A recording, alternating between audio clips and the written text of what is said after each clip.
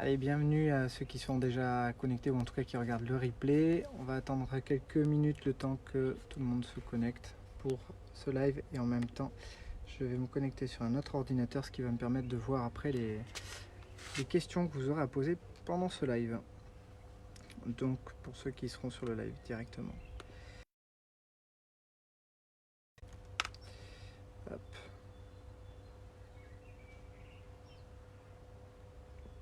Ça sera fait. En attendant, vous pouvez simplement poser vos questions si vous en avez. Du coup, l'objectif d'aujourd'hui sur cette 4e étape de Covid transition, c'est-à-dire réaliser cette transition pour vous, cette évolution personnelle, et bien à ce moment-là, c'est ce qu'on est en train de faire. Je vais vous reprendre tout ça, je vais vous expliquer tout ça à nouveau. Juste le temps de me reconnecter aux questions. Voilà, pour avoir accès au live à un autre endroit. Voilà. Du coup, j'ai repris aujourd'hui les questions de ce que vous aviez posé sur les dernières fois. En même temps, vous pourrez essayer de poser des questions directement. La dernière fois, j'ai pas réussi à voir comment je pouvais observer vos questions directement sur le live. Mais bon, si vous avez une petite astuce, vous pouvez me l'envoyer.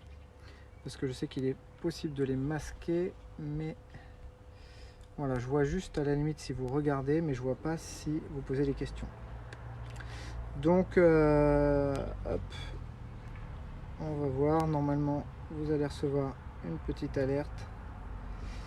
Bon, je le vois pas tout de suite, je vais poser ça.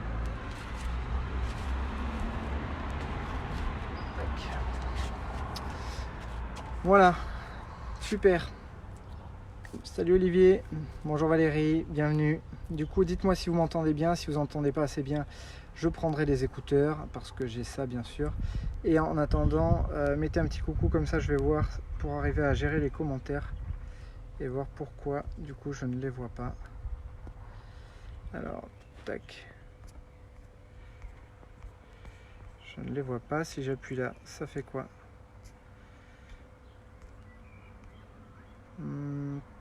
Toujours pas. Ok. Valérie, si tu veux bien mettre un petit message, ça serait pas mal. Comme ça, je verrai du coup tes messages. Toujours pas. Ça me permet pas de les voir. Bon, c'est bizarre. Il va falloir que je regarde ça un peu plus en détail d'ici la prochaine session. Comme ça, ça me permettra de voir qui se connecte et les questions que vous posez. Voilà. Donc j'essaierai de les regarder autrement. On va voir, je sais pas encore comment je vais faire pour voir vos commentaires et vos questions. C'est dommage parce que l'objectif en tout cas d'aujourd'hui, ça va être de reprendre les questions que vous avez posées et je vais apporter des réponses pour aller plus loin dans les questions. Faut pas hésiter justement comme ça, si vous avez des commentaires, c'est pas grave, mettez-les, je les verrai entre la prochaine vidéo et celle d'aujourd'hui. Et comme ça me permettra d'y répondre la prochaine fois. Voilà. Donc petit rappel pour ceux qui viennent d'arriver. Je vois juste le fait que vous regardez, bienvenue Louisa, mais je vois pas si vous commentez. C'est bizarre ça. Pourtant il me semblait que c'était pas, il n'y avait pas de manip à faire. Donc ok, bon, on va regarder ça un peu plus en détail la prochaine fois. Olivier, si tu veux bien regarder par internet et m'envoyer un petit message, même par Facebook, je le verrai apparaître en haut. Si jamais tu as une astuce pour du coup activer les commentaires. Ok, donc bienvenue à tous. Déjà, je suis content de partager ce moment avec vous une fois de plus. Et puis j'en ai profité pour être dans le jardin, confiné à la maison, mais dans le jardin. Du coup, c'est quand même plus agréable. Et en plus, j'ai 2 enfants en bas âge. S'ils se réveillent, ça fera du bruit, mais dans la maison. Et puis comme vous le voyez, il fait beau, on va pouvoir profiter un petit peu de ce beau ciel bleu qui va faire du bien. Et on va en profiter justement comme les autres jours avant, les 3 autres vidéos qu'on a fait avant, pour faire ce travail sur vous, vous permettre d'évoluer et en tout cas de faire grandir un certain nombre de choses. Ah super Karine, on a même des infirmières présentes ici. Bonjour Marion, bienvenue. Et donc voilà, donc on va travailler un petit peu tout ça. Je suis content de voir que certains ont vraiment fait ce travail déjà, de se poser des questions, d'aller en profondeur, de voir qu'il y a des choses qui dérangent pour certains et qui leur permettent d'avancer en même temps. Et c'est d'ailleurs souvent quand on va voir des vérités qui nous dérangent, qu'on est capable de se remettre en question et de se dire bon, effectivement, je constate qu'il y a telle et telle chose et je vais faire ce qu'il faut pour essayer d'avancer.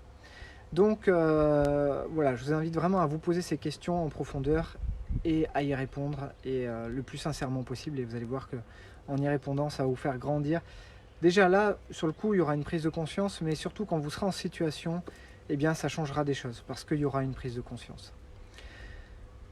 Je veux vous inviter également à partager aussi pour ceux qui ne l'ont pas fait sur les autres sessions, mais faites-le, et si vous l'avez fait sur les autres sessions, félicitations encore parce que vous permettez à vos proches de faire ce travail également, donc je vous invite encore à le faire. Partagez vraiment ce travail-là, ces vidéos, parce que c'est un travail que vous faites vous personnellement et en plus que vous partagez avec d'autres. Donc voilà, bienvenue Manuel, bienvenue Catherine, et on va donc commencer. Autre chose, si du coup pour les commentaires ou les questions, Olivier, tu pourrais peut-être me les envoyer, me les recopier, me les mettre dans le Messenger, et comme ça je les verrai en haut à ce moment-là. Si c'est pas trop long, je verrai rapidement la question. Ok, donc je vais attaquer sur une première chose, juste un petit rappel. Donc l'objectif c'est vraiment de penser que ce confinement que l'on vit, au-delà des difficultés qu'il génère, parce que automatiquement c'est un petit peu un confinement qui est forcé, hein, on n'a pas choisi d'être confiné, mais c'est vraiment quelque chose qui est arrivé là d'un coup. Et je vous ai dit ces derniers jours, notamment hier, que les chemins dans la vie, soit c'est fluide, soit ça l'est pas. Et quand on insiste en dehors des lignes, eh bien on prend des claques de plus en plus grosses jusqu'au chaos. Eh bien moi je pense que ce confinement, d'une certaine façon, c'est un chaos. C'est-à-dire qu'il y a eu un certain nombre de claques, mais ces claques ont été de plus en plus fortes. Et à un moment donné, il faut une sorte de chaos qui fasse que eh bien, on ne peut plus s'appuyer sur ce qu'on faisait jusqu'à présent. On est obligé de changer les choses. Et pour ça, on est obligé de passer par ce schéma où finalement on arrête tout, où tout est quasiment à l'arrêt, pour pouvoir justement redéfinir la façon de fonctionner. Et imaginez simplement que dans un schéma de votre vie ou dans une situation, une expérience passée, vous avez été dans une situation et vous n'avez pas réussi, vous avez bataillé, vous avez été d'échec en échec, et jusqu'à ce qu'à un moment donné vous soyez retrouvé dans une situation qui est vraiment une forme de faillite, hein, qu'elle soit sociale, économique, financière, etc. Eh bien, regardez ça, parce que avant qu'il y ait ce moment, ce crash, eh bien, vous apercevez que vous pouviez toujours faire des choses. Alors, il faut balayer l'écran, me dit Morissette. Eh ben oui, mais du coup, si je balaye, non, la seule chose que je vois pas les questions. Je vois juste que vous regardez, mais je vois pas les questions. Merci d'avoir tenté Morissette, mais à mon avis, il y a une autre astuce.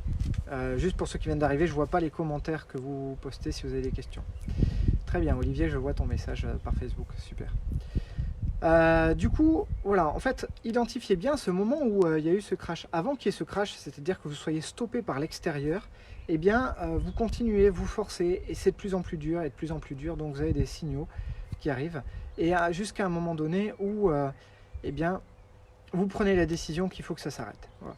Et soit c'est vous qui prenez la décision pour que ça s'arrête, soit ça vient de l'extérieur. Et à ce moment-là, eh bien, c'est soit une administration, un service extérieur, qui vient et qui vous arrête du coup pour vous dire là c'est terminé, c'est fini, vous ne pouvez plus continuer.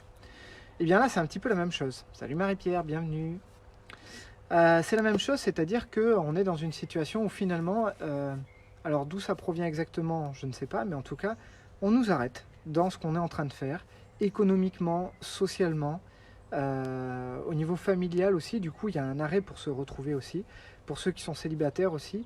Il y a peut-être un moment de remise en question, un autre travail à faire pour se retrouver seul avec soi-même. Poser des vraies questions dans lesquelles il y aura des réponses à apporter pour peut-être évoluer, faire de nouvelles rencontres et d'une façon très différente. Donc, c'est un petit peu ce que l'on est en train de vivre là avec ce confinement. Et l'objectif de ces lives, c'est vraiment de vous permettre de considérer ce confinement comme une opportunité de travail, une opportunité d'évolution, et de se dire, bah voilà, j'ai jamais le temps d'habitude pour méditer, j'ai jamais le temps pour me poser des questions, parce que j'ai ci, parce que j'ai ça à faire, etc. Et bien là, c'est le moment où il n'y a plus d'excuses, on prend notre responsabilité et on se dit, ok, et bien là, il y a du temps, et donc je vais encore une fois, être responsable sur comment je vais orienter ce temps, vers quoi je vais l'orienter. Est-ce que je vais l'orienter vers ma famille? Est-ce que je vais l'orienter sur mon travail? Est-ce que je vais l'orienter du coup avec mes amis? Et bien du coup, c'est vraiment ce temps-là qu'il va falloir orienter pour vous, cette fois, pour travailler pour vous. Alors bien sûr, c'est pas toute la journée, hein, vous pouvez faire plein d'autres choses, mais dans cette journée, consacrer un moment pour vous pour travailler, c'est vraiment super important. Ok, du coup, s'il y a des questions, il faudra les poser et posez-les, et comme ça j'irai plus en profondeur sur les différents sujets. J'avais une question de François dans les derniers jours qui a dit: dois-je persévérer et avoir un bon résultat au final, ou renoncer et passer à autre chose? Parce que c'est à partir du moment où je disais que quand on est sur le chemin de vie, tout est fluide normalement. C'est fluide, c'est facile, ça s'ouvre devant vous. Le problème, c'est effectivement quand on a accumulé des mauvais chemins, des mauvaises habitudes, des mauvais modes de fonctionnement, eh bien, parfois ça peut prendre un peu de temps de les épurer, parce que s'il y en a beaucoup, eh bien, vous allez épurer pendant un certain temps. Donc, vous allez vous libérer des schémas de pensée, de schémas d'action, des schémas de comportement, de projets, de situations. Donc, il va falloir se libérer de tout ça. Et tant qu'il y a encore ces choses-là qui freinent, à un certain moment, ça va continuer d'être difficile. Ça va continuer d'avoir des difficultés. Donc, ce que j'ai envie de répondre à François, c'est bien sûr qu'il faut mettre des choses en place dans la vie, persévérer. Persévérer, c'est toujours quelque chose d'important. C'est comme garder sa motivation, c'est avoir une motivation, et ensuite c'est travailler, parce que rien ne vient sans travail. Il faut quand même travailler un minimum, il faut mettre des actions en place. Si vous pensez que du coup vous allez pouvoir rester à la maison, ne rien faire, et que tout va venir à point chez vous, malheureusement ça ne fonctionne pas comme ça. Il va falloir mettre des actions en place, il va falloir communiquer avec des gens, il va falloir faire des choses pour vous, peu importe ce que c'est, peu importe le domaine dans lequel c'est, mais à un moment donné, il faut qu'il y ait des choses qui bougent, et pour ça, c'est à vous de les faire. Plus vous allez vous appliquer à bien faire les choses, et plus ça sera efficace, plus vous aurez de bons résultats là-dessus. Voilà. Et ça va être fluide, parce que c'est le chemin. Après, effectivement, il va falloir définir, est-ce que les difficultés que je rencontre sont des grosses difficultés qui font que, eh bien, je vois bien que là, ce n'est pas le chemin du tout. Je vois bien que là, c'est tout le projet qui est remis en question, c'est compliqué. Je vois bien que je ne le ressens pas non plus, ce qu'on a vu hier aussi, cette notion de ressenti. Est-ce que je le ressens ou je ne le ressens pas? Et ou est-ce que c'est dans du détail que ça se gère? Est-ce que c'est lié à mon attitude? Est-ce que c'est lié à ma façon d'être, de penser, de me comporter avec les autres? Et ça, c'est quelque chose qui va être super important de définir ça.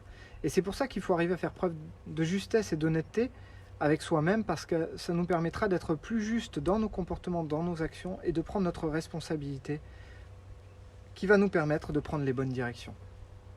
À partir du moment où je ne prends pas ma responsabilité de me remettre en question, de comprendre ce qui est en lien avec ce qui se passe, eh bien, à ce moment-là, je continue à maintenir un schéma dans lequel il y aura automatiquement des difficultés. Donc, regardez bien ça. Bienvenue aux nouveaux venus, bienvenue Karine, salut. Muriel, Marie-Pierre également. Voilà, donc pensez à regarder ça. Bien sûr qu'il faut continuer de travailler, mettre des choses en place, un peu tous les jours, être dans l'action. Et puis, ce qui est important, c'est de voir comment vous êtes défini. Sur une prochaine session, je vous ferai juste un petit topo, peut-être juste sur un de vos nombres en numérologie. Du coup, je vous ferai faire un petit calcul, un premier calcul, et je vous donnerai des significations aussi avec l'année en cours, peut-être, ce qu'on est en train de vivre sur cette année-là, et qui est vraiment une année personnelle. Donc, si ça vous intéresse, guettez les prochains lives, parce qu'à un moment donné, je vous en parlerai, et là, ça sera vraiment surprenant de voir que à la fin de l'année, quand vous ferez votre bilan, vous direz effectivement, c'est bien ce qu'il a fallu faire cette année. Et ça, c'est différent suivant chaque personne. Mais globalement, si on regarde, cette année, on est l'année universelle en numérologie, c'est l'année 4. Et l'année 4, c'est une année de travail, mais c'est une année où on dit c'est mort symbolique avec renaissance. C'est-à-dire qu'il faut faire mourir une partie de soi pour renaître d'une autre partie. Eh bien, je pense que de manière universelle, on peut voir que c'est un petit peu ce qu'on est en train de faire au niveau de notre façon de vivre, peut-être de communiquer, de commercer, notre façon de vivre économiquement aussi. Mais là, il va y avoir une forme de mort symbolique, hein. Il y a vraiment un arrêt qui est en train de se faire. Et l'avantage, c'est que si le travail est fait, si on arrive à faire vraiment mourir cette partie-là, Et ça, c'est vraiment notre défi, je pense, hein, c'est arriver à faire mourir cette ancienne partie de nous, mais aussi du coup de notre schéma économique et social. Eh bien, on va pouvoir enfin vivre du coup un, un nouveau monde, dans un nouveau monde. Et c'est vraiment ça l'objectif. Mais ça commence encore une fois par soi, et ça ne peut fonctionner que par soi. Parce qu'à partir du moment où vous allez le faire personnellement, vous allez mettre une autre vibration. Imaginez, on est 70 millions juste en France, mais imaginez dans tous les autres pays, si chacun fait ça dans chacun des pays, hop, côté centre lumineux, tu peux activer, désactiver. Alors, ouais, Olivier, je veux bien que tu me remettes le message. Du coup, tu m'as donné une petite astuce peut-être. En haut à droite, tu dis pour activer les commentaires. Mais j'ai pas d'option en haut à droite, Olivier. Non, j'ai pas d'option en haut à droite. Donc voilà, donc c'est une année qu'il faut réussir cette année-là à l'échelle bien sûr mondiale, hein, parce que si on le fait, on va vivre dans un autre monde et ça sera dans tous les pays pareil. En tout cas, dans tous les pays, il y aura un changement. Il ne sera pas le même dans chaque pays, ce sera automatiquement différent, mais il y aura quelque part quelque chose qui va changer. Peut-être même que ce sera certains pays qui vont réussir à faire ce changement et d'autres pays qui n'arriveront pas à réaliser cette transformation. Et ça sera flagrant à mon avis. On le verra qu'il y aura une grosse évolution dans la façon de communiquer, des gens de vivre tout simplement, et on verra que d'autres pays sont restés au même stade parce qu'ils n'auront pas fait ce travail-là. Donc, allez, on va aller du coup sur une autre question. Sylvie qui disait comment voir que l'on est à contre-courant. Alors, hop, mince, il y avait un petit message de Olivier. Touche l'écran, il y a une petite icône en haut à côté de centre hypnose où tu peux activer et désactiver les commentaires, un panneau barre dans une bulle. Ok, un panneau barré dans une bulle, un panneau barré dans une bulle. Eh bien non, je ne l'ai pas ici. Donc Olivier, c'est peut-être à faire directement sur la page. Je t'invite à regarder parce que là, j'ai pas ces options-là. En tout cas, j'ai rien qui est désactivé ici. Donc, deuxième question, je disais de Sylvie, comment voir que l'on est à contre-courant? Alors, simplement, on est à contre-courant à partir du moment où ça force. Ça force, c'est-à-dire que vous sentez que vous bataillez pour faire quelque chose. À partir du moment où vous bataillez, vous voyez que les choses qui ne se mettent pas en place, c'est compliqué. Mais il y a une autre donnée qu'il faut prendre en compte et sur laquelle il faut être très vigilant. C'est pas juste, ok, je vois que ça force, donc c'est pas le chemin. Il y a une autre notion, c'est le temps. Et le temps est finalement une dimension à lui seul et une dimension qui est vraiment l'une des plus importantes qui existent. Il y a bien sûr ce que l'on fait, mais je dirais que le temps est une des échelles, une des dimensions les plus grandes et les plus puissantes qui existent. Parce qu'on peut se dire, en fait, le temps n'existe pas. Il y a vraiment cette idée que l'on peut se dire que le temps n'existe pas parce que finalement, on est à la fois ici et peut-être dans d'autres dimensions à la fois. Quand on parle d'hypnose spirituelle ou on parle de régression karmique avec des vies antérieures, eh bien, on dit que le temps n'est pas horizontal, mais en réalité, il est vertical. C'est-à-dire que toutes les strates de vie s'alignent les unes sur les autres. Et finalement, quand on est aligné sur un même point, eh bien, on a toutes les anciennes vies également avec nous sur cet alignement-là. Mais pourquoi je dis que la dimension du temps est quelque chose qui est primordial? Parce que ça, c'est un ressenti que j'ai toujours eu depuis que je suis gamin. Mais c'est un petit peu comme un match. La vie, j'ai toujours eu cette impression que c'était comme un match en me disant, voilà, il y a un moment donné où on est amené à faire quelque chose qui sera important, qui sera utile. Et tout le reste avant, c'est de la préparation. Et c'est comme si, tant que vous êtes en préparation avant, eh bien, c'est facile, quelque part, c'est fluide. La vie n'est pas très exigeante avec vous à partir du moment où vous restez un peu dans le cadre. Ça fonctionne en fait. Vous arrivez à fonctionner assez facilement. Sauf qu'à un moment donné, quand vous rentrez dans le match, eh bien là, vous n'avez plus le droit à l'erreur. Il y a une forme d'enjeu qui est important. Et cet enjeu-là fait que si vous... Les lignes se sont rapprochées en fait. Et à partir du moment où les lignes se rapprochent, eh bien, vous n'avez plus le droit de trop vous écarter. Si vous n'êtes pas dans le chemin, tout de suite, vous êtes rappelé à l'ordre. Donc, on se rend compte qu'à partir du moment où on rentre dans cette phase active, cette phase où, pas active au sens professionnel, parce que vous pouvez être acteur, hein. Moi je vais dire que quelque part je suis actif depuis 2002, quelque part. Ouais, c'est ça, ça fait 18 ans maintenant que je travaille, je travaille du coup, dans un premier temps j'étais salarié, puis après j'étais indépendant. Mais c'est pas à ce moment-là que je suis rentré dans les actifs. Je pense que je suis rentré dans les actifs à partir du moment où j'ai commencé à faire de l'accompagnement. Sauf qu'il y a une notion de timing et qu'à un moment donné, je ne pouvais pas faire ça trop tôt. Et si on arrive trop tôt ou trop tard, eh bien ce n'est plus le temps, malheureusement. Donc, par contre, vous allez sentir qu'à un moment donné, il y a urgence, il y a quelque chose qui bouge à l'intérieur de vous et qui vous dit hey, faut se bouger, c'est maintenant tout de suite et il faut passer à l'action.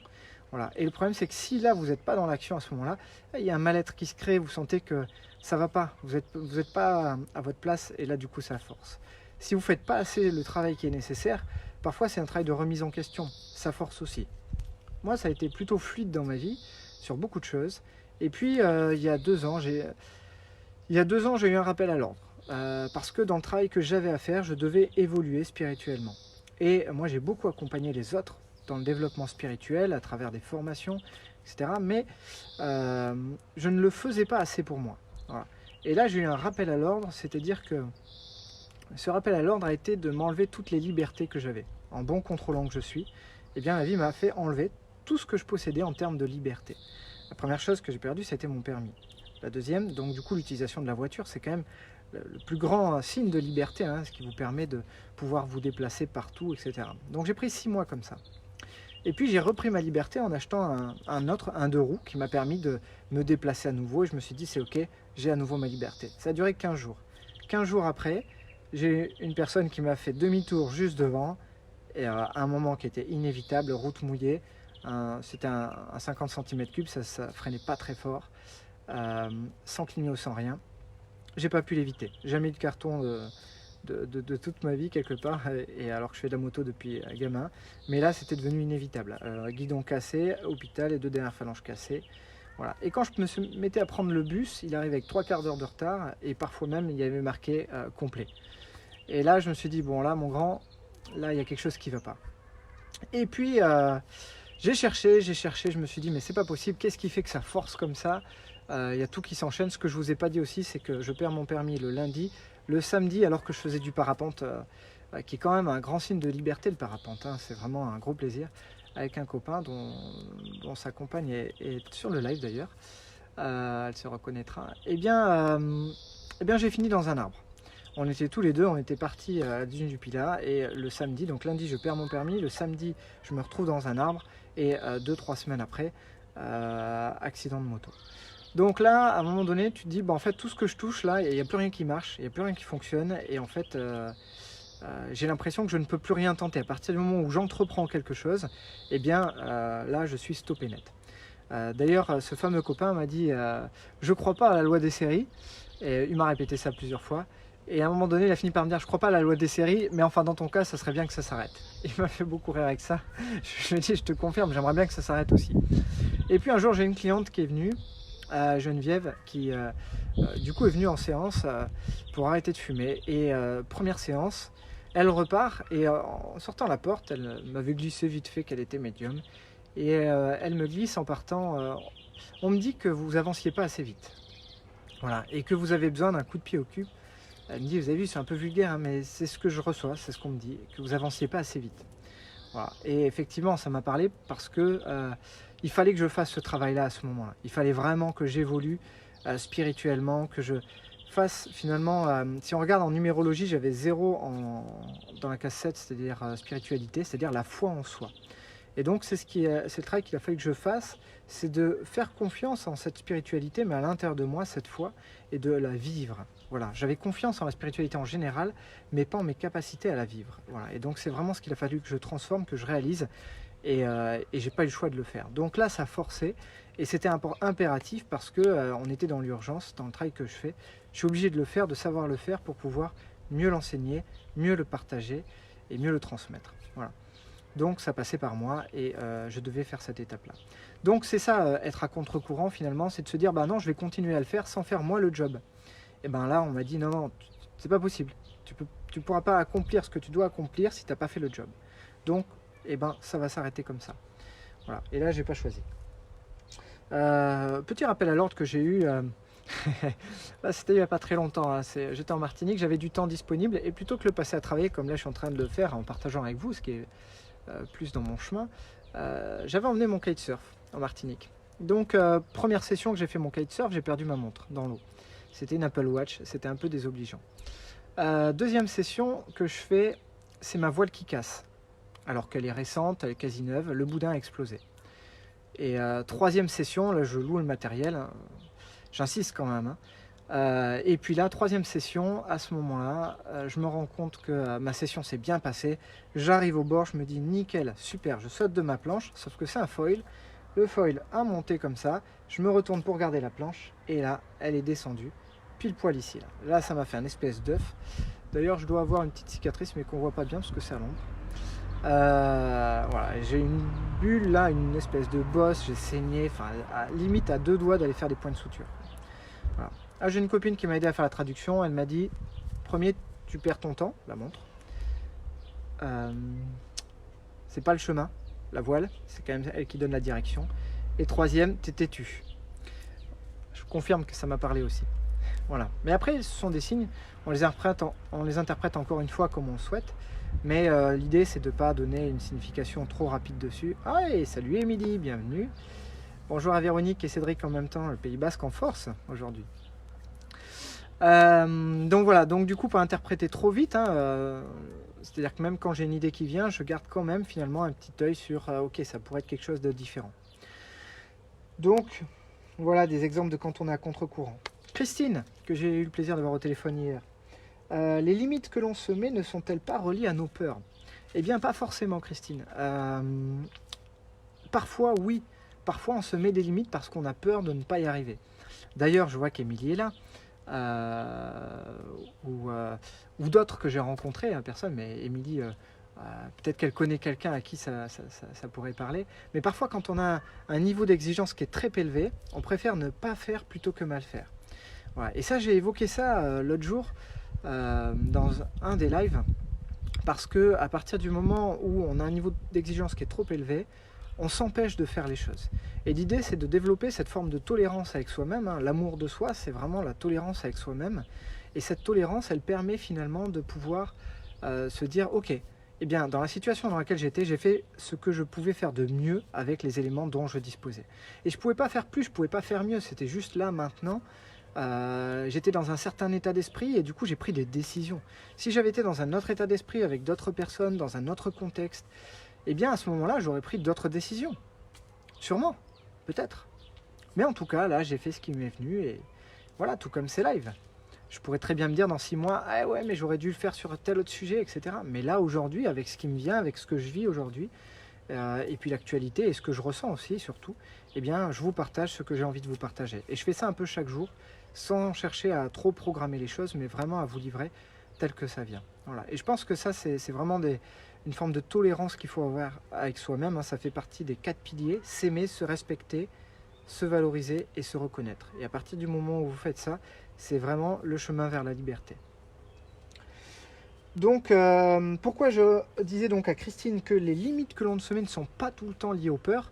Eh bien parce que parfois on se met des limites. On se met des limites parce qu'on a un autre bénéfice secondaire qui n'est pas lié aux peurs, mais qui va être lié par exemple à une forme de paresse. Je parlais la dernière fois de la tranquillité. Donc c'est que vous gagnez quelque chose à ne pas faire et c'est pas forcément lié à une peur. Donc identifiez bien les choses que vous n'arrivez pas à faire. Bénéfice secondaire, on pourrait dire aussi, oui, ça pourrait être la peur de perdre quelque chose. Oui, ça peut être la peur de perdre, mais c'est aussi la volonté de ne pas perdre. Est-ce que tout est forcément peur? Pas forcément. Donc, identifiez bien ces différents schémas et vous verrez que ce n'est pas, quand vous empêchez de faire quelque chose, ce n'est pas forcément lié à une peur, mais c'est lié parfois à un bénéfice, à une volonté de ne pas aller dans un domaine ou dans une situation, une direction, pour ne pas perdre autre chose d'un autre côté. Ensuite, j'avais Gaël, que j'ai rencontré il n'y a pas très longtemps, Gaël, sur une formation en Martinique. C'est difficile de se déterminer quand on est touche à tout. Peut-être cela signifie que l'on ne s'est pas encore trouvé. Alors vous verrez, pour ceux qui connaissent l'énéagramme, on a l'énéatype 7, hein, quête de diversité, évitement de l'enfermement, et là on verra aussi en numérologie ceux qui ont du 5 également, du 7 aussi, du 8 parfois et du 3, mais principalement du 5. C'est le besoin de mouvement en fait. Donc on va avoir des gens qui vont avoir des aptitudes Je vais parler d'aptitude aussi, parce qu'ils sont toujours dans un schéma où en fait ils sont en permanence en train de bouger, en permanence en train d'aller chercher une forme de diversité, de mouvement, d'aller à droite, à gauche, dans des domaines de vie complètement différents, avec des personnes complètement différentes. Donc, c'est pas des gens instables, ce sont juste qu'ils ont un besoin de mouvement et que ce besoin de mouvement fait partie de leur vraie nature. Mais ça veut dire aussi que, du coup, au-delà du fait qu'ils soient dans plusieurs plans, ils ont une réelle aptitude. Et c'est ça qu'il faut regarder, c'est quel est le point commun dans tout ça. Et le point commun et le chemin, en fait, de ces personnes-là n'est pas forcément dans la finalité de l'endroit où ils doivent aller, mais dans la façon d'aller dans ces différents endroits. C'est-à-dire qu'on a des personnes qui ont une grande capacité d'apprentissage dans un but de retransmettre, qui ont une capacité à lancer de l'énergie, à impulser des choses auprès de certains groupes ou dans certains domaines, mais qui ne sont pas faits pour rester dans un domaine-là. Ce que la société, surtout avant, pouvait dire, oui, mais c'est quand même une preuve d'instabilité, ce sont des gens instables. Non, c'est faux. Avant, effectivement, dans un autre paradigme, on pouvait penser qu'il fallait avoir un travail pour toute sa vie et qu'il ne fallait pas en sortir. Mais aujourd'hui, on sait que c'est plus forcément vrai et que ce qui est important, c'est de faire un travail dans lequel on se sent bien, en harmonie et dans lequel on utilise notre vraie nature, c'est-à-dire ce pourquoi on est fait. Vous pensez que vous avez une prédisposition, certains appellent ça des dons, moi je préfère plutôt parler de prédisposition. Et en fait, la prédisposition fait que si vous ne l'utilisez pas, c'est du gâchis. Donc à partir du moment où vous avez une prédisposition, vous êtes faite pour quelque chose, et bien pourquoi vous allez faire autre chose? Voilà, si vous êtes moins bon dans autre chose, ça aura peut-être moins de sens. Et le fait de vivre avec du sens, c'est quand même quelque chose qui est très important. Faire un travail qui donne du sens à votre vie. Posez-vous simplement la question, si je vis cette vie sans avoir de sens à ce que je fais, eh bien, qu'est-ce que vous ressentez? On vous propose de vivre une vie dans laquelle votre utilité, elle est très faible finalement. Vous n'êtes pas utile ou peu utile, ou ça n'a pas beaucoup de sens, mais vous le faites parce qu'il faut le faire. C'est comme si vous demandiez à un peintre de peindre un mur blanc, sachant qu'il était déjà blanc. Il était déjà blanc, nickel, et vous lui dites, tu vas me peindre ce mur en blanc également. Eh bien, pour lui, il n'y aura rien de pire. Il va vous dire non, je veux dire en rouge, en bleu, en vert, en violet, donnez-moi n'importe quelle couleur, mais c'est déjà blanc, je ne vais pas peindre du blanc sur du blanc, non. Pourquoi? Parce que le moment où il va faire ça et qu'il va passer son coup de rouleau, à chaque coup de rouleau, il va se dire, mais ce que je fais, ça ne sert à rien.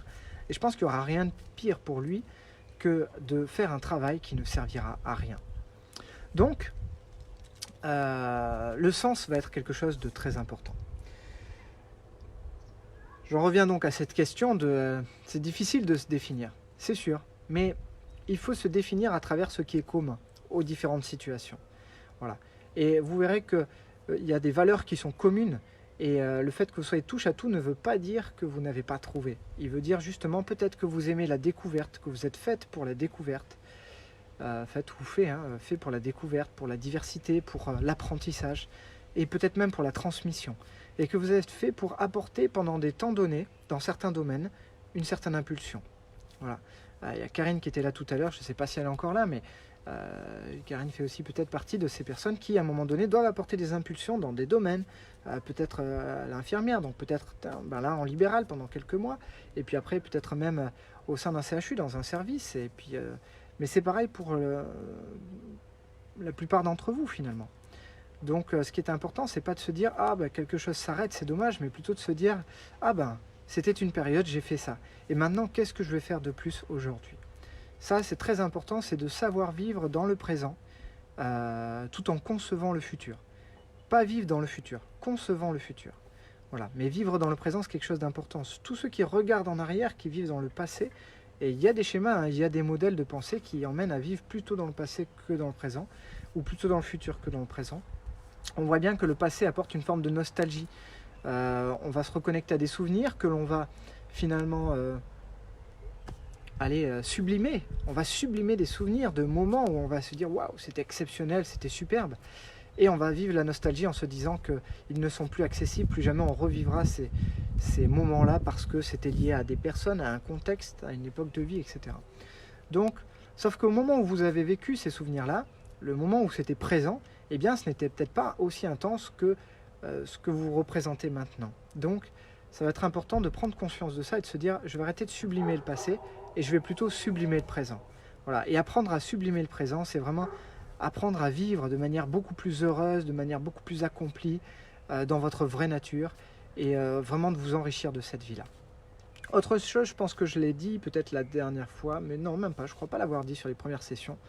Mais ce qui donne du sens à votre vie, c'est aussi la façon de vivre avec des émotions. C'est vraiment de vous impliquer de manière passionnée et dans les choses que vous faites. Si vous n'êtes pas passionné dans ce que vous faites, dans vos activités, dans vos loisirs, dans vos échanges avec les gens, eh bien, il n'y a rien qui s'imprime. Ça n'a pas de sens. Vous n'êtes pas impliqué dans ce que vous faites et du coup, vous ne laissez rien. En fait, la vie ne se marque pas. D'ailleurs, si vous regardez sur votre ligne de temps, quand vous arriverez en fin de vie, dans les derniers jours de votre vie, sur votre lit de mort, vous allez vous poser cette question, qu'est-ce que j'ai fait dans cette vie-là? Eh bien, vous vous rendrez compte que toutes les choses qui n'ont pas compté dans votre vie, eh bien, vous les aurez oubliées.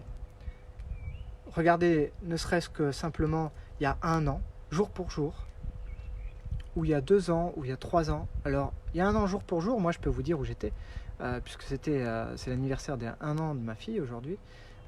Donc je le sais, j'étais à la maternité. Mais quand vous n'avez pas un fait marquant comme celui-là, quand vous étiez juste une journée classique où vous travaillez de manière simple, assez basique, eh bien vous êtes dans une forme de transe. Et on sait que le niveau 3 de transe est une forme d'amnésie. À l'échelle d'une vie, c'est la même chose. Si vous êtes en transe dans votre vie, vous êtes orienté dans quelque chose, et pas dans le présent, vous êtes vraiment là, dans cette transe-là, eh bien une amnésie qui s'opère. Et vous êtes incapable de me dire il y a 2 ans, jour pour jour, où vous étiez, il y a 3 ans, il y a 5 ans, aujourd'hui, ou même du coup je sais pas moi, le 15 avril, il y a 3 ans. Par contre, on se souvient tous d'où on était le 11 septembre 2001. Le moment où vous avez appris que ces tours du World Trade Center se sont effondrés, à ce moment-là, vous vous souvenez précisément le moment où vous avez appris cette nouvelle, où vous avez allumé cette télévision, ou en tout cas le moment où vous êtes alerté des informations. Parce que ça a été un événement mondial, tout comme cette épidémie-là, cette pandémie plutôt. Cette pandémie, eh bien c'est simple, elle vous marquera toute votre vie. Parce que c'est un phénomène mondial et qui vous a sorti de cette transe. Vous étiez dans cette transe en train de vivre, en train de travailler, de vous occuper de la maison, des enfants, de faire tout ce qui est à faire. Et d'un coup, là, paf, il y a eu un stop complètement. C'est ce qu'on appelle une rupture de pattern en hypnose. C'est-à-dire qu'on a rompu ce schéma répétitif dans lequel vous étiez.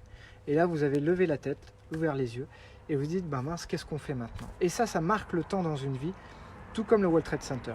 Alors que pourtant, c'était en 2001, ça fait donc 19 ans maintenant, ça fera 19 ans en septembre, que ces tours se sont effondrées et on se souvient toujours. Moi je peux vous dire, j'étais au lycée et j'étais en cours de français exactement, dans les Landes à Morsinx. Le cours a été interrompu et on nous a autorisé à aller dans une salle où il y avait une télévision pour regarder les informations. Donc c'est vraiment un moment qui a été marquant, je pense pour beaucoup de gens. Il y a très peu de gens qui ne s'en souviennent pas de ce moment-là. Et c'est pareil dans votre vie. Si vous regardez bien, vous allez vous souvenir des Noëls, peut-être des anniversaires, des naissances, des mariages, des divorces, des moments qui ont été vraiment marquants émotionnellement. Et ce sont les émotions qui vont marquer ce que vous faites. Pourquoi? Parce que dès que vous vivez avec émotion, vous vous impliquez d'une certaine façon. À partir du moment où vous arrêtez de vivre émotionnellement, vous arrêtez de vous impliquer dans ce que vous faites. Et si vous impliquez pas, ça ne marque pas votre vie. Peut-être qu'à l'extérieur, pour d'autres, ça peut marquer d'autres vies, mais encore une fois, c'est leur façon à eux de vivre finalement cette perception-là qui va encoder les émotions. Et pas ce que vous êtes en train de faire, puisque vous le vivez sans émotion. Donc en fait, c'est pas vraiment lié à ce que vous faites, mais c'est la façon dont vous le faites. J'en reviens donc à l'intention. C'est ce qu'on a vu dans des vidéos qu'on a vues, que j'ai faites il y a 2 jours, où je vous ai dit, voilà, ce qui compte, c'est pas ce que vous faites, mais c'est vraiment l'intention que vous mettez dans ce que vous faites. Voilà. Et l'intention va vous permettre de vous impliquer, de vivre de manière passionnée. Et pour ça, il y a une grande difficulté, c'est qu'on n'a pas les mêmes codes, on n'a pas les mêmes besoins, on n'a pas la même nature. Et pour ça, vraiment, la numérologie, c'est un outil qui est fabuleux, qui est incroyable, parce qu'il peut vous dire tellement de choses sur vous. Donc je vous donnerai juste un petit indice, une des prochaines sessions. Donc maintenez cette connexion les autres jours à venir. Pareil, à 15 h, j'alimenterai d'autres sujets. Posez vos commentaires, surtout partagez ces vidéos, c'est vraiment important pour qu'un plus grand nombre de personnes puissent profiter un peu chaque jour de ces contenus. Je fais en sorte de vous livrer ce qui me vient à ce moment-là, les sujets que je pense être peut-être les plus sensibles, les plus nécessaires aussi pour vous permettre de mener des questions de fond, d'aller en profondeur et finalement de vous permettre de vous questionner, de se dire bah voilà, ouais, je vais peut-être changer ça, ça, ça. Et à la fin, on fera le bilan. Et je vous inviterai à faire le bilan et de noter. Et vous pouvez même déjà commencer à le faire pour ceux qui ont déjà entrepris certains changements dans vos réflexions, dans votre façon d'être ou de vivre. Notez toutes les petites choses que vous avez comprises et que vous êtes en train de changer. Notez-les. Et vous allez voir qu'à la fin de ce confinement, quand vous aurez vu tout le travail quand vous allez voir tout le travail que vous aurez accompli, vous direz ah ouais bah quand même il y a une sacrée prise de conscience. Et c'est vraiment l'objectif. Donc partagez, faites-le vraiment, posez vos questions et encore une fois sur la prochaine session, j'irai plus loin sur ce que je vous apporte à travers les questions que vous aurez posées. Voilà, je vous souhaite en tout cas une très belle journée à tous, une très belle après-midi pour ceux qui sont ici en France en métropole, belle journée pour la Martinique, parce que je vois qu'il y a des personnes également qui y sont. Et puis, du coup, hier je ramenais sur cette petite